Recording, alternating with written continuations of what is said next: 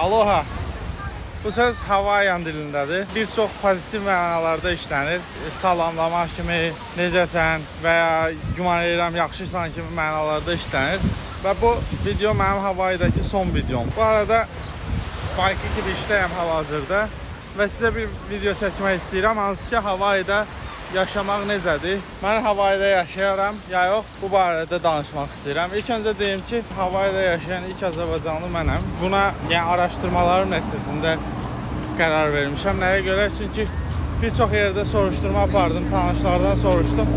Heç kimin Hawaii'də indiyə kimi yaşadığı ya da ki, hal-hazırda yaşayan bir Azərbaycanlı barəsində məlumatı yoxdur və çox güman ki, mənəm. Hawaii'yə işlə bağlı gəlmişdim, sizə demişdim bunu əvvəlki videoda da. 16 gündür buradayam. Sabah qayıdıram Los Angeles'a və sizə məlumat vermək istəyirəm, bura necədir və bu 16 gündə nələr yaşadım. Yəni, necə təəssürat bağışladı və yaşamağa dəyərmi? Bir Hawaii'də yaşayan kimi, qonaq kimi yox, yaşayan biri kimi məlumat vermək istəyirəm. İlk öncə nəyə görə Hawaii'də yaşayardım onu deyim. Mən Los Angeles'la müqayisə eləyəcəm. Birincisi, qiymətləri Los Angeles'dan çox münasibdir. Yəni, hardasa eyni səviyyədədir. Çünki Hawaii kimi bir gözəl bir yerin Los Angeles'la eyni qiymətlərdə olması zaten mənim bura köçməyimə başlıca səbəblərdən biridir. Kirayə qiymətləri demək olar ki, Los Angeles'dan hətta biraz da ucuzdur müəyyən yerlərindən. Nəzərə alsaq ki, Hawaii'nin hər yeri gözəldir və hər yerində yaşamaq mümkündür. Yəni, public transportu və digər şeyləri nəzərə alıram.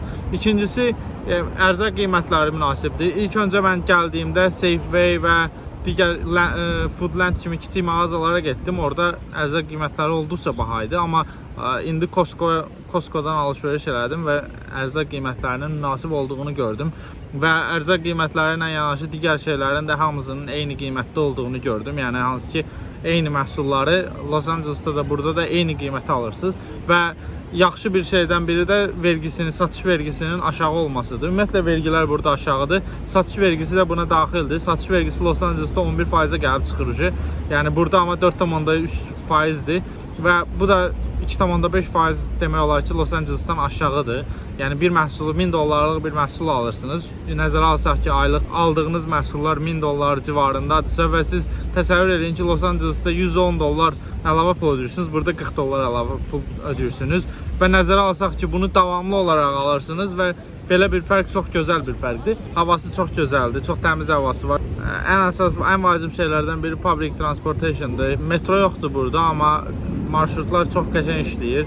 Ümumiyyətlə, zaten hamının maşını var, amma ümumiyyətlə deyirəm, bir müddət yeni gələnlər üçün məsləhət görüləcək bir şeydir. Benzin qiymətləri eynidir. Los Angeles'dan buranın qiymətləri eynidir. Hətta demək olar ki, burada bir balaca da aşağıdır. Kommunallar eynidir. Qazanc da eyni işi görənlər üçün eynidir zaten. Təhlükəsizlik baxımından da yaxşıdır. Çünki burada hər tərəfdə, hər küçənin başında, hətta mənim qaldığım küçədə belə iki dənə, bir küçənin girişində, küçənin çıxışında polis dayanır və daimi gəzən polisləri görə bilərsiniz burada. Çünki bilmirəm nəyə görə dəhşət polislər var burada və çox qoruyurlar, yəni insanları, belə deyək. Əgər siz Hawaii'də yaşamaq qərarına gəlirsinizsə, ilk öncə suyu sevməlisiniz. Çünki burada su hər yerdədir. Yəni, zaten ada yerdə, Hawaii adaları ada olduğu üçün, adalar olduğu üçün burada siz gərək suyu sevəsiniz ki, burada yaşayasınız. Çünki hamı surf eləyir. Hər tərəfdə bütün insanlar surfinglə məşğuldur və yəni, velosipedin yanında belə surfu daşıdığını, maşının üstündə, arxada gedirdi. Görürsünüz yəqin ki. Yəni, maşının içində, üstündə, hər yerdə, hər evdə, hər parking qarajda surfing var. Bu da insanları yaşama daha da itələyir, belə deyək. Çünki həqiqətən bir neçə axşam mən surf eləyənlərə diqqət elədim. Yəni, onlara baxaraq mənim əsəblərim sakitləşdi. Onlara baxaraq mən elə bil ki, ruhum qidalandı. Təsəvvür eləyin ki, onların yerindəsiz və surf eləyirsiniz. Çox maraqlı bir şeydir. Hawaii'də həmçinin hər yaş dövrü üçün yaşamaq üçün əlverişli yerlər var. Hal-hazırda olduğum yer cavan nəsil üçün yaşamalı yerdir. Dağın digər tərəfi yaşlı nəsil üçün daha əlverişli yerdir. Çünki orada sakitçilikdir. Daha pensionerlər yaşayan bir yerdir. Ortada yəni 30 dəqiqəlik məsafə var əslində. Çox məsafə deyil. Hər yerdə eyni şərait var. Hər yerdə mağazalar, supermarketlər, mollar, hər yerdə eyni şərait var. Sadəcə hər yaş üçün əlverişli şərait daha mövcuddur orada. Yəni bu tərəfə nəzərən. Çünki burada daha çox barlar, klublar da daha çox yəni əyləncə məkanları var. Nəyə görə yaşamazdım? Ona görə yaşamazdım ki, birincisi Azərbaycanlılar yoxdur. Azərbaycanlılar olmayan yerdə çay yoxdur. Çay olmayan yerdə yığıncaq yoxdur, piknik yoxdur, qonaqlıq yoxdur, kabab yoxdur, heç nə yoxdur. İlk Azərbaycanlı mənəm və adada təkəm elə bil ki, yəni survive edirəm. Yəni çünki həqiqətən çox çətindir. Yəni bir dostunun zəng eləyib bir dostunla görüşə bilmirsənsə, qəlyan çəkə bilmirsənsə, çay içə bilmirsənsə, yəni bu sənə çox əziyyət verir burada və tək yaşamağın da heç bir mənası yoxdur yəni. Mən belə öyrəşməmişəm. Yəni bu mənim ən başlıca səbəbimdir. Çünki dostlanış yoxdur və bu mənim üçün çox əziyyət verir.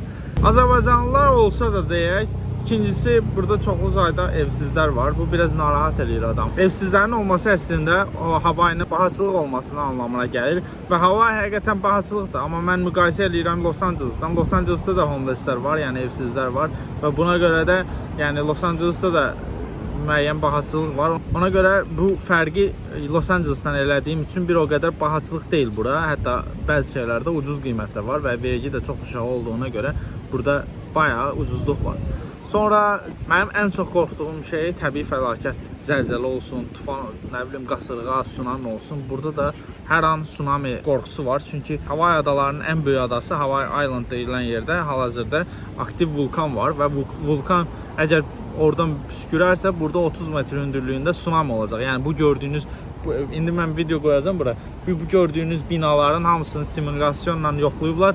Yəni bu binalar uçacaq yəni o tsunami nəticəsində. Çünki o vulkan lavası okeana çökdükdə və həmin okean su dalğasını düz, yəni üzbəyüzdə olan bu adaya, yəni Waikiki Beach-ə, yəni bunun digər arxa tərəfində belə bir təhlükə yoxdur. Yəni o hal-hazırda oturduğum yerdə tsunami təhlükəsi var.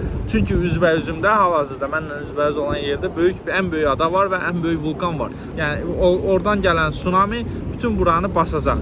Yəni bu bir gün olacaq, haçan olacaq, ən böyüyü 46-cı ildə olub, ən sonuncu 2011-də olub və yenə də olacaq. Bu mənim üçün qorxuducu bir şeydir. Bəlkə arxa tərəfdə yaşayaram, yəni o dağların o bir tərəfində, sakit tərəfdə, amma burada mən yaşamaq istəmərəm. Yəni yaşamaq istəmərəm dedim, yaşayıram hal-hazırda. Bəlkə bu gün oldu, bilmək olmaz. Ümumiyyətlə deyirəm ki, belə bir qorxuya görə yaşamaq istəməzdim. Səhiyyə, təhsil və bu kimi digər xidmətlərin məlumatım yoxdur, necədir deyə. Bu barədə fikir deyə bilməyəcəm. Amma hal-hazır ki, mənim fikrimə görə bir neçə Azərbaycanlı dostum olsa burada mən yaşayaram. Yəni digər şeylərin hamısını həll eləmək olar. Bir dənə Azərbaycanlı problemimiz var. Onu da həll eləsək yaşamaq olar. Buranın yerli əhalisi Asiyalı olduğunu, çoxsu Asiyalıdır və bunların dili belə, yəni Havayan dilidir. Zaten sizə əvvəlki videolarda demişdim. Asiyalılar ümumiyyətlə çox kriminal deyil. Yəni Amerikan millətinə baxanda, Avropalılara baxanda Asiyalılar nisbətən sakitdir. Ona görə biraz buranın kriminalı aşağıdır. Amma ümumiyyətlə var kriminal, təbii ki, hər yerdə, Amerikanın hər yerində var. Bu biraz yəni bir növ üstünlüyüdür bunun.